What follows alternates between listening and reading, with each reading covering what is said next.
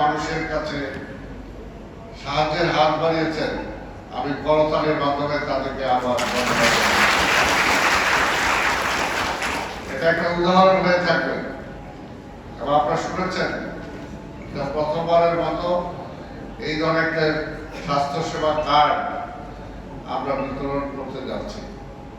আমরা আশা করব আমাদের সংবাদ কর্মী ভাইরা এটা প্রচার করবেন, এটার মধ্যে দিয়ে আরো অন্যান্য প্রতিষ্ঠানরা উৎসাহিত হবে এবং শুধু ঢাকায় না, সারা বাংলাদেশে এই পিছিয়ে পড়া মানুষদেরকে, বিশেষ করে যারা সমাজের জন্য কাজ করে, নাগরিকরা যাতে সুস্থ থাকতে পারে।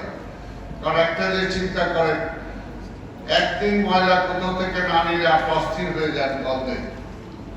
আর যদি সারা ঢাকা শহরে এক সপ্তাহ যদি এই কর্মীরা ময়লা আবর্জনা না সরায়, তাহলে কি ঢাকা শহর বসবাসযোগ্য থাকবে? থাকবে না। সেই কাজটা যারা করে তাদের জীবনটা সুন্দর হোক, এটা তো আমরা চাবো। তাদের ফ্যামিলি, তাদের পরিবারবর্গ, তাদের সন্তান সন্ততি যাতে অন্তত ভালো করে বেড়ে ওঠে। পাঞ্জাবের জগতে একটি বিশ্বস্ত নাম শাবাব এথনিক ওয়্যার। সেই সুযোগটা তো তারা সমাজের কাছ থেকে আশাই করতে পারে।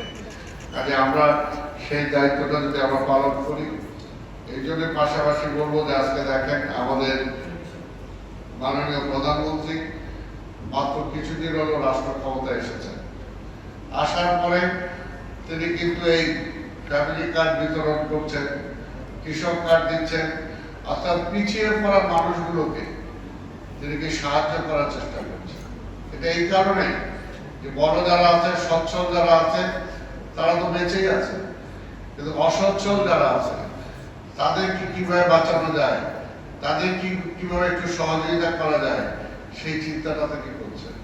আজকে দেখেন ঢাকা শহরে আমরা হকারদেরকে প্রথম উচ্ছেদের কথা আসলো, কিন্তু আমাদের প্রধানমন্ত্রী অনেক মানবিক, তিনি বলে উচ্ছেদের চিন্তা মাথায় থাকতে হবে না, তাদেরকে পুনর্বাসন করতে হবে, অর্থাৎ তারাও এই দেশের মানুষ।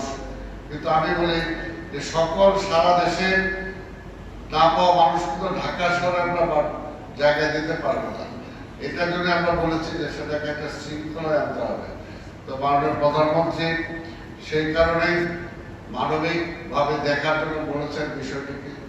আজকে ঢাকা শহর অচল হয়ে গেছে রিক্সার জন্য, কিন্তু সেটাও তিনি বলেছেন যে সেটাও তাদেরকে মানবিক ভাবে চিন্তা করতে হবে, যাতে তাদেরকে কিভাবে একটা ডিসিপ্লিনের মধ্যে আনা যায় সেটা আমরা চিন্তা করি।